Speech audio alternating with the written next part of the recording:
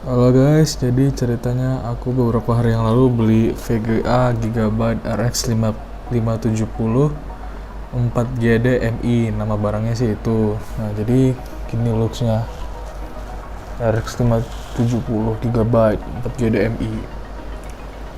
Sesuai dengan namanya, VRAM-nya 4GB.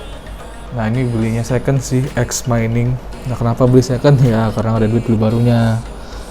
Terus juga kan VGA second dari RX 570 atau 580 ini biasanya kan X mining. Jadi ini X mining.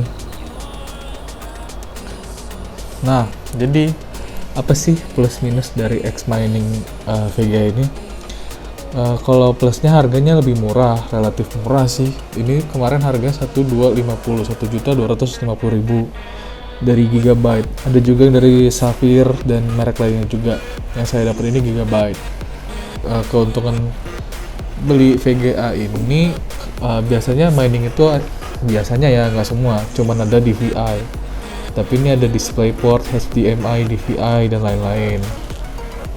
Nah, kurang lebih gini sih. Powernya pakai 8 pin, terus juga udah gini doang, pakai DisplayPort, nggak pakai HDMI karena emang nggak ada slot di monitornya. Nah, jadi kalau misalnya beli X Mining, kalau kekurangannya itu performanya turun karena dia BIOS-nya udah diganti jadi BIOS mining. Biasanya karena orang mining itu biasa BIOS-nya diganti jadi mining BIOS. Jadi kalau di BIOS mining itu GPU clock-nya itu 1100 MHz dan memorinya itu 2000 MHz. Bedanya dari yang default BIOS ori-nya itu 1314 MHz sama memorinya 1750 MHz. Jadi di default BIOS-nya itu GPU-nya lebih tinggi, memorinya lebih rendah. Kalau di BIOS mining, GPU clock-nya diturunin dan memorinya dinaikin jadi 2000 MHz. Nah, jadi minusnya tuh beli VGA X Mining ya itu tadi, performanya jadi turun. Terus juga karena BIOS-nya beda, drivernya beda. Si penjual pasti ngasih driver khusus buat VGA-nya biar bisa dipakai gitu buat main game segala macem. Kalau misalnya kita nggak punya kebutuhan buat screen recording buat desktop, sebenarnya nggak masalah sih. Tapi kalau misalnya kita ada kebutuhan buat screen recording buat desktop, itu kita harus pakai driver CRX 570 yang baru, yang drivernya 2, berapa gitu lupa. Nah, jadi kenapa itulah kita harus ganti BIOS-nya dari BIOS mining ke BIOS ori biar kita bisa manfaatin si driver paling baru. Di situ bug-nya semua udah diperbaiki, hampir semua lah ya diperbaiki.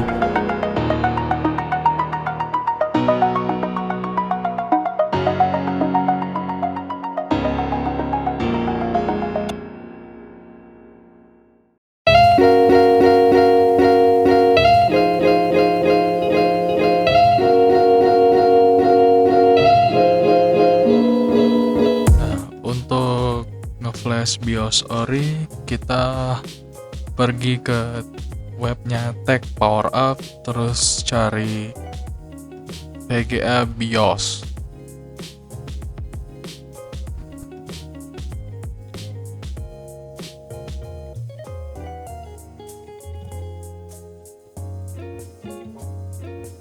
Nah, di sini masukin brandnya apa, jenisnya segala macam dimasukin di sini.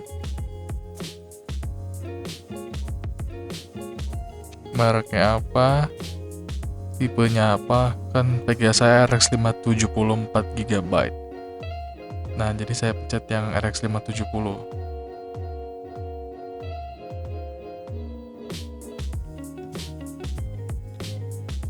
Nah, di sini ada banyak listnya driver BIOS untuk semua RX 570.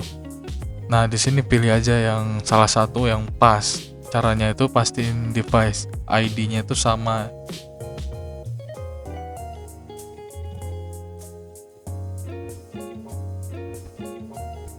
Pastiin device ID-nya itu sama antara di GPU-Z sama di webnya.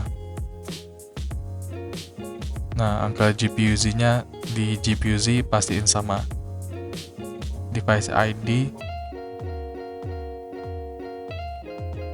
Nah, ini kan BIOS number, penting nggak penting sih.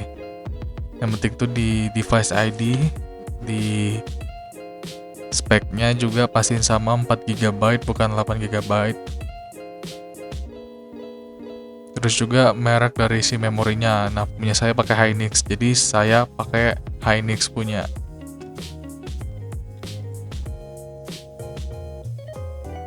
Nah, setelah download si BIOS tadi, kita langsung download installernya. Sama juga webnya di Tech Power Up, kita cari namanya ATI Flash. Nah, ini dia nama installernya. ATI Flash / AMD VB Flash. Cari versi terbarunya. Nah, ini versi terbarunya saya download 2,93. Kita masuk ke download. Nah, ini BIOS yang saya download. Ini BIOS untuk VGA saya. Pastiin kalian tempat download BIOS-nya gampang dicari, jadi nggak cari-cari lagi ntar. Nah, ini setelah diekstrak si installernya. Nah, jika kalian double klik kiri, dia nggak bisa masuk tuh, kayak gitu. Jadi caranya klik kanan, run as administrator. Nah, kurang lebih begini tampilan si installer ATI-nya, installer BIOS-nya, namanya ATI. Gimana cara kita flash BIOS-nya? Gampang.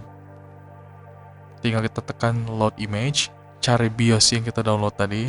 Nah, ini BIOS saya. Terus kita tinggal pencet program. Nanti semuanya bakal ngereset sendiri, bakal install sendiri dari installernya ini. Kalau misalnya sukses, nanti ada tulisan sukses, kita disuruh reboot PC kita atau restart. Kalau misalnya gagal atau misalnya ngebreak, nah itu ada solusinya nanti.